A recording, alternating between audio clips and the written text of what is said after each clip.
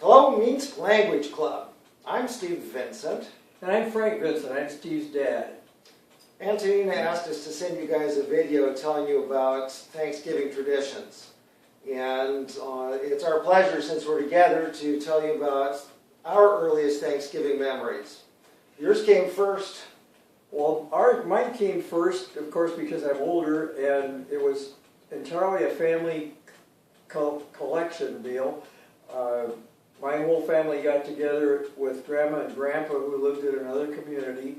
My dad drove us out there, and one time even my sister and I walked, which was a distance of probably as much as 10, possibly more miles. Well, the story gets longer and longer every time you tell it. I know it. It was a long walk in any case. And Grandma always cooked the biggest possible turkey on her wood-fired stove. We had pie, pumpkin pie and mince pie. We had a tremendous dinner, and afterward we all got to play games together. And I think we kind of got Steve going in that same direction. Yeah, although the first Thanksgiving I remember was kind of a disappointment to me. A disappointment of my own making.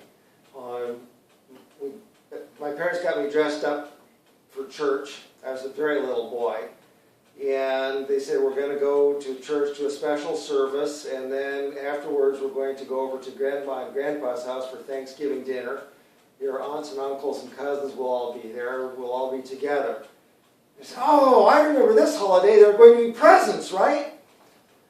And my parents said, no, there aren't presents on Thanksgiving. I said, I'm sure there were presents last year. No presents. Well, I was really disappointed. But I went to church, and I went over to Grandma and Grandpa's house with a little reservation in my heart that maybe my parents were mistaken, and maybe there really would be presents. But there weren't. And that's all I remember for that's my first Thanksgiving memory. I can add that about a month later I discovered that there was another holiday that I was confused by. On Christmas, we went over to Grandma and Grandpa's house again, and this time there were presents.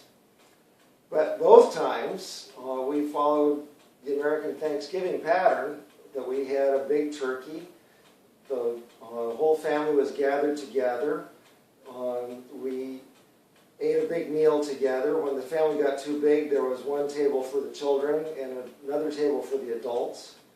And as I was the first of my cousins, as the family grew, I got to move over to the adults' table at some point or another, and that was a big pleasure for me. And after dinner, we would often take a walk, and we would always play games. We played simple games when I was little, and we played complicated games as we got older. But it was a time of togetherness that I've continued my Thanksgivings even after I moved to the East Coast, far from where I am now in the town where I grew up. Well, a lot of Thanksgiving memories for me involve the sharing of abundance and the gratitude for that abundance.